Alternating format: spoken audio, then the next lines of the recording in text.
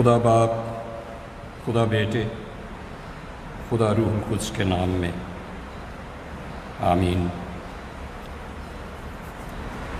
آج کا حوالہ بڑا غیر معمولی ہے۔ کرسمس کو گزرے 5 مہینے ہو چکے ہیں اور ہم نے کرسمس کا حوالہ پڑھا ہے، لیکن اس کی خاص وجہ یہ ہے کہ اس میں مقدسہ مریم کا ذکر ہے، جو ہمارے لیے ایک بہت بڑے درجے کی ماں کا سٹیٹس رکھتی ہے، اور ہم زندگی کی اہم ترین شخصیت یعنی ماں، اس کے بارے میں غور کریں گے۔ آج عالمی سطح پر مدرس ڈے منایا جا رہا ہے، اور یہ صرف مسیحی کلیسیاؤں میں نہیں منایا جاتا، بلکہ ساری دنیا، ساری قومیں، سارے مذاہب آج اس خوشی میں شرکت کر رہے ہیں اپنی ماؤں کو آنر کرنے کے لیے۔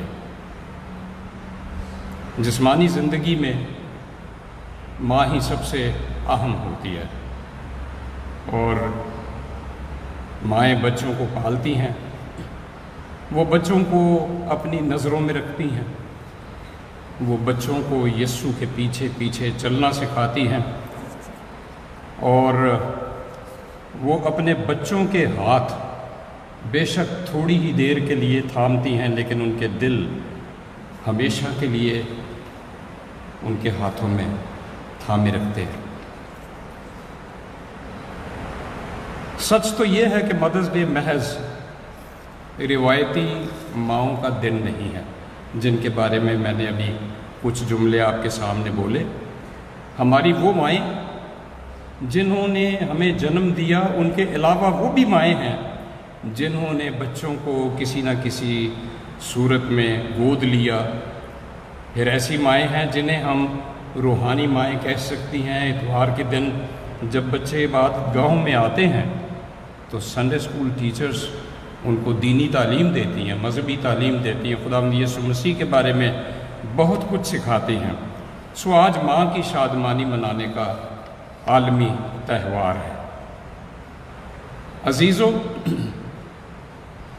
مائیں خوب جانتی ہیں کہ ہر صبح جب وہ اپنے بچوں کو اسکول کالج جانے کے لیے گھر سے باہر بھیجتی ہیں تو گھر سے باہر دنیا کی دل فریبیاں اور ہر موڑ پر کھڑے جرائم پیشہ گروہ، گندی ترغیبوں کے مالک، نشہ کرنے والے، بدکار، عیاش، لالچی اور ظالم گھات لگائے ہوتے ہیں۔ آپ کسی بھی دن کوئی بھی اخبار اٹھا کے دیکھ لیں، چھوٹے بچے، تھوڑے سے بڑے بچے، ان کو لوگوں نے اغوا کیا، زیادتی کی، گلا گھونٹ دیا، یا بعض اوقات بہت بری طرح سے ان کو قتل کر کے کوڑے کے ڈھیر میں پھینک دیتے۔ تو مائیں ایسی چیزوں سے ڈرتی ہیں، ماؤں کو ان چیزوں کا علم ہوتا ہے، مائیں چاہتی ہیں کہ ان کے بچے ان سے محفوظ رہیں۔ سو ماں ایسے حالات میں اپنے بچوں کے سامنے بڑی مضبوطی سے ڈھال بن کر کھڑی رہتی ہیں، اور وہ اپنے بچوں کو سکھاتی ہیں کہ کیسے ان سب چیزوں پر اور ایسے تمام لوگوں پر غالب آنے کے لیے ان کو طاقتور اور مضبوط اور سمجھدار ہونا ہے۔ عزیزو، دنیا بھر کے تعلیمی نظام سے مسیحی ماحول اور مسیحی رویے اس زمانے میں خارج ہی ہوتے جا رہے ہیں۔ اکثر بچے یہ سیکھ رہے ہیں کہ کچھ بھی چلتا ہے، جو ان کے دل کو اچھا لگے وہ چلتا ہے۔ وہ اپنے ماں باپ کو بھی اپنے پیچھے لگا دیتے ہیں کہ پاپا یہ آج کل آپ پرانے زمانے کے ہیں، آج کل یہ ہوتا ہے۔ تو ماں باپ بھی کئی دفعہ اپنے بچوں کی وجہ سے مجبور ہو کر ان کی باتیں سنتے ہیں۔ صحیح اور غلط، سچ اور جھوٹ، ان سب میں تمیز کرنے کی صلاحیتیں بچوں میں بہت کم پائی جاتی ہیں، بلکہ میں کہوں گا غائب ہوتی جا رہی ہیں، کیونکہ ان کی سمجھ بالکل مختلف ہے، اور نہ ہی ان کے قطعی معیار وجود میں اب رہے۔ لہٰذا ماں ہونا، اور پھر وہ بھی مسیحی ماں ہونا، یہ بہت مشکل کام ہے۔ ہر مسیحی ماں اس بات کی تصدیق کر سکتی ہے کہ بچے کو تحفظ دینے کے وجدان اور اسے بلوغت کے لیے تیار کرنے کے توازن کو برقرار رکھنا کس قدر مشکل ہے۔ لیکن مشکل جتنی بھی ہو، یہ جاننا مددگار ہوگا کہ مشکلات ہمارے ہی زمانے کے لیے منفرد نہیں۔ مادریت نے ہر زمانے میں شروع سے لے کے اب تک دکھوں کا بوجھ اٹھائے رکھا ہے۔ مثلا یسوع کی جلیل القدر ماں مریم، جس کے بارے میں آج ہم نے پڑھا، اسی کو دیکھنے سب سے پہلے تو اس کی نیک نامی برباد ہوئی۔ شادی کیے بغیر وہ حاملہ ہوئی۔ باقی سب کچھ تو اب آپ جانتے ہیں کہ وہ روح القدس کی قدرت سے حاملہ ہوئی تھی، اور اس کے بیٹا جو ہوا وہ پھر خدا کا بیٹا کہلایا۔ لیکن کیا آپ کے خیال میں اس وقت ناصرت کے رہنے والے لوگ اس بات کو مانتے ہوں گے کہ یہ خدا کا بیٹا اس کے پیٹ میں پیدا ہو رہا ہے؟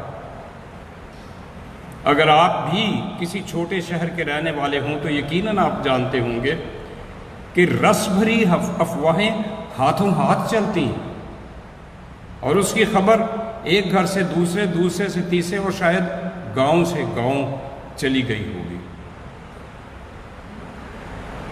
حقیقت تو یہ ہے کہ 30 سال بعد جب یسوع اپنی خدمت کا آغاز کر رہا تھا تو اس کے دشمنوں نے اس وقت بھی بڑا چبھتا ہوا طنز اسے دے مارا۔ لوگوں نے اسے کہا، ہم حرام سے پیدا نہیں ہوئے، ہم حرام سے نہیں پیدا ہوئے۔ یقیناً وہ انڈائریکٹلی یسوع کو کہہ رہے تھے کہ تو حرام سے پیدا ہوا ہے جو ایسی باتیں کرتا ہے۔ لیکن آپ کو پتہ ہے کہ اس وقت کے لوگ جتنے اس سے متنفر ہوتے جا رہے تھے، اور خاص طور سے جو علماء دین تھے، وہ کس قسم کی باتیں اس کے بارے میں سوچتے اور اس کے بارے میں کرتے، اور آخر کار انہوں نے اس کو مصلوب بھی کروایا۔ اس کی مخالفت میں وہ گویا چھرا اس کے پیٹ میں چبھو کر بل دیتے۔ پھر مریم نے تنگ دستی کی مشکل بھی بہت بھگتی، لہٰذا جب مریم اور یسوع کے پاک ہونے کے دن پورے ہوئے تو خداوند کی شریعت کے مطابق یوسف اور مریم نے کمریوں کا جوڑا قربانی کے لیے پیش کیا۔ برا نہیں، بکرا نہیں، کوئی بڑا جانور نہیں، کمری بہت چھوٹا سا جس کو ہم فاختہ کہہ سکتے ہیں، اس کا جوڑا انہوں نے قربانی کے لیے پیش کیا۔ یہ ان کی غربت کا نشان تھا۔ پھر مریم اپنے بیٹے کے لیے لوگوں کی نفرت بھی سہتی رہی۔ کلام مقدس میں بہت سی باتوں کا ذکر نہیں ہے، لیکن ہم اندازہ لگا سکتے ہیں کہ سماجی ماحول میں جہاں پہ بہت قسم کی سوچوں کے مالک لوگ رہتے ہیں، وہ کیا کچھ سوچتے ہوں گے، کیا کچھ کیسی نظروں سے مریم کو دیکھتے ہوں گے۔ بلکہ شاید یوسف کو بھی ان سب چیزوں کو بھگتنے کی تکلیف ہوتی ہو۔ اس کی پیدائش ہی سے کے وقت سے خداوند کے فرشتے نے یوسف کو خواب میں دکھائی دے کر کہا، اٹھ، بچے اور اس کی ماں کو ساتھ لے کر مصر کو بھاگ جا، اور جب تک کہ میں تجھ سے نہ کہوں وہیں رہنا، کیونکہ ہیرودیس اس بچے کو تلاش کرنے کو ہے، اس کا خاتمہ کرنا چاہتا ہے۔ ہیرودیس کی صورت میں اب پھر ابلیس نمودار ہوتا ہے۔ پہلے وہ باغ عدن میں سانپ کی صورت میں نمودار ہوا، پھر اس کے بعد اب ہیرودیس کی صورت میں وہ نظر آتا ہے۔ اور آپ کو پتہ ہے کہ ہیرودیس نے بہت سے بچے یسوع کو مروانے کی خاطر اس نے قتل کروائے۔ اس کی پیدائش ہی پر بدی حرکت میں آئی کہ اس کا ذرا اندازہ لگائیں، ننھے بچے کے ساتھ 300 سے 350 میل کا پیدل سفر کتنا کٹھن ہوگا جب وہ وہاں سے بھاگ کر مصر کو گئے۔ یہ سارا سفر انہوں نے اپنے پیارے اور بیش قیمت بیٹے کے لیے کیا، اور آج بھی یہی ہوتا ہے۔ جب بھی کوئی بچہ جنم لیتا ہے، ابلیس جانتا ہے کہ وہ بچہ خدا کی نعمت ہے، وہ بچہ خدا کی برکت ہے، وہ بچہ خدا کا مضبوط گواہ بنے گا۔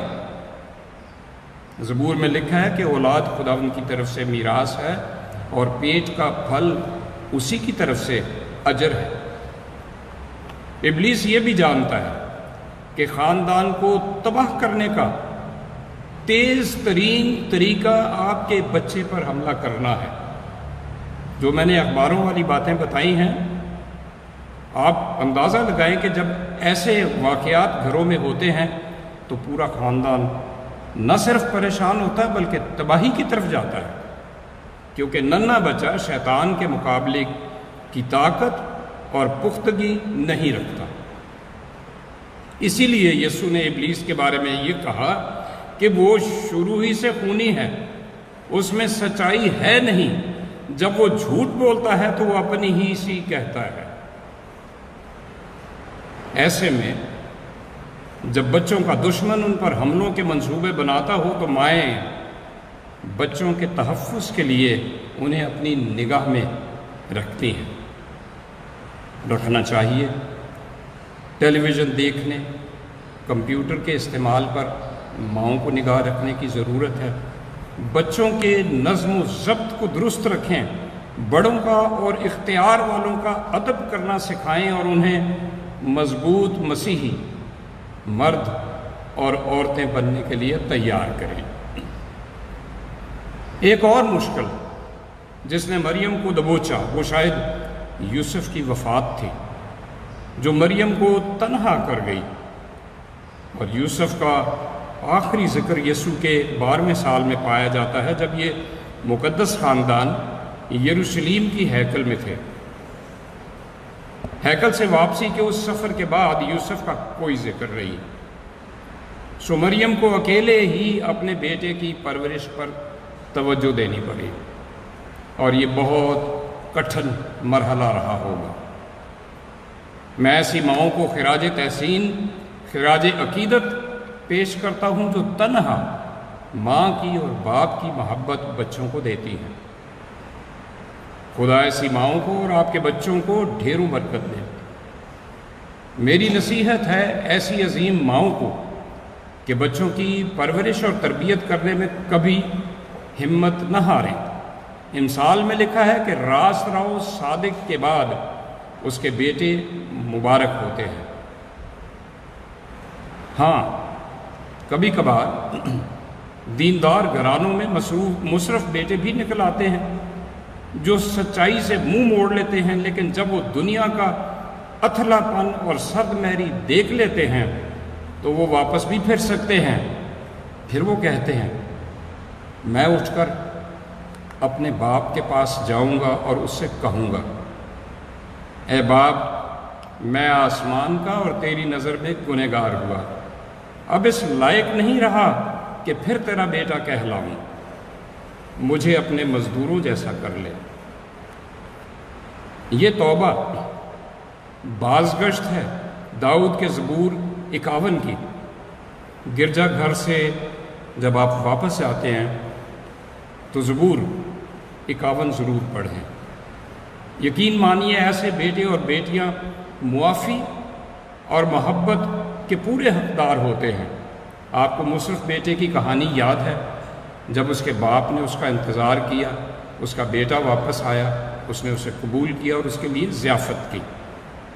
اس ضمن میں میں بچوں سے کہوں گا کہ کاش سنڈے اسکول والے بچے بھی یہی ہوتے جو آج ہو سکتا ہے کہ آن لائن ہمیں دیکھ رہے ہوں۔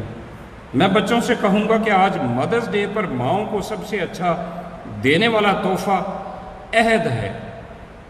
عہد ہے تابعداری کا، عہد ہے فرمانبرداری کا، ایسی تابعداری اور ایسی فرمانبرداری جو رہتی زندگی تک جاری رہے۔ یہ عہد یقیناً بہتر ہے گریٹنگز کارڈ سے، پھولوں کے گلدستوں سے، چاکلیٹوں سے، مٹھائیوں سے، جو ایک ہی دن آپ اپنی ماں کو کھلا کے اگلے دن مدرس ڈے اور مدر کی اہمیت بھول جاتے ہیں۔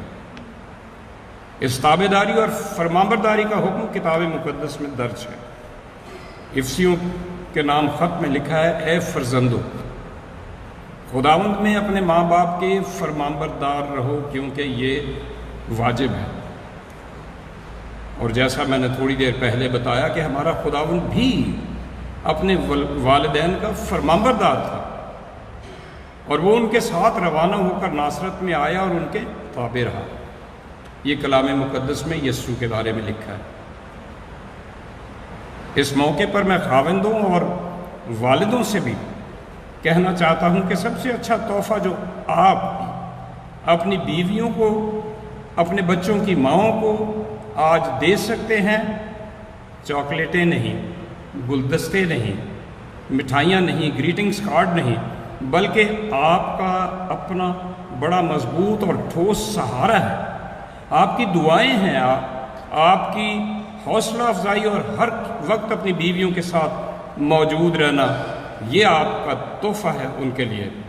اور کلام مقدس میں بھی یہی لکھا ہے، پس تم ایک دوسرے کو تسلی دو اور ایک دوسرے کی ترقی کا باعث بنو۔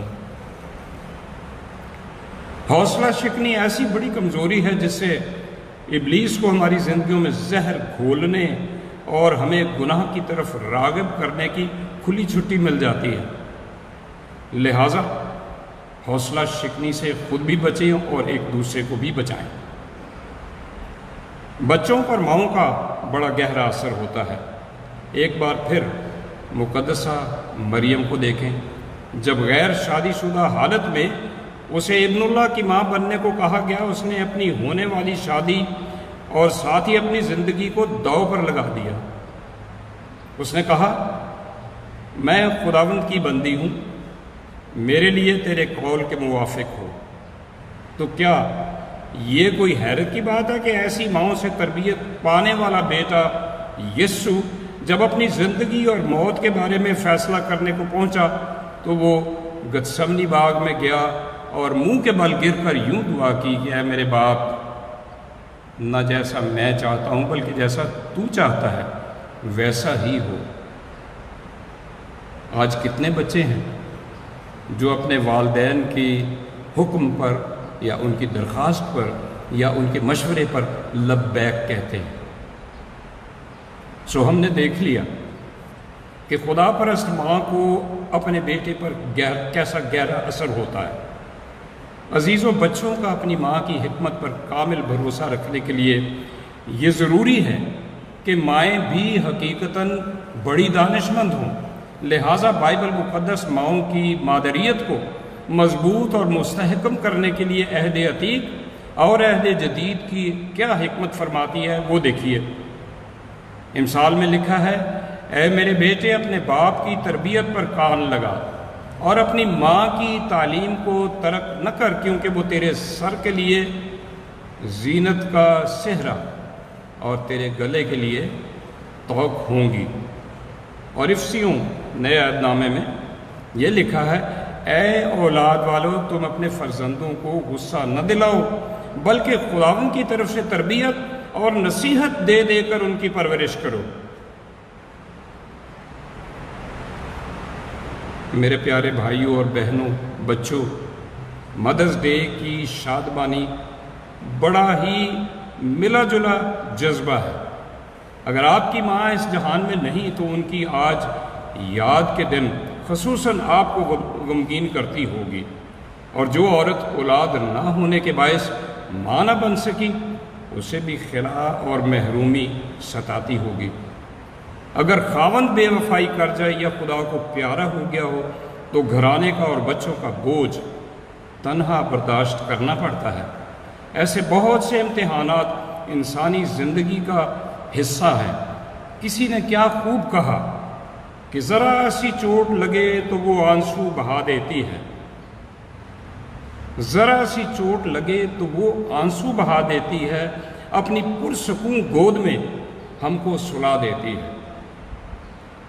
کرتے ہیں خفا ہم جب تو چٹکی میں بلا دیتی ہے، ہوتے ہیں خفا ہم جب تو دنیا کو بلا دیتی ہے۔ گستاخی کبھی نہ کرنا لوگوں، ماں اپنی سے، کیونکہ جب چھوڑ کے جاتی ہے تو کبھی لوٹ کے نہیں آتی۔ بہنوں اور بیٹیوں، تسلی اور حوصلے کی بات یہ ہے کہ گو ہمارے خاندان یہاں ناقص ہیں، یہاں ادھورے ہیں، ایک روز آسمان پر بہترین اور بے نقص ہو جائیں گے، ان سب کے ساتھ جو ہم سے پہلے وہاں جا چکے ہیں۔ عزیز ماؤں، خدا کی ساری قدرت آپ کے ساتھ ہے۔ خداوند آپ کو برکت دے، آپ کے خاندانوں کو برکت دے، آپ کے بچوں کو مضبوط اور مستحکم اور سمجھدار بنائے۔ ہیپی مدرس day. Thank you very much.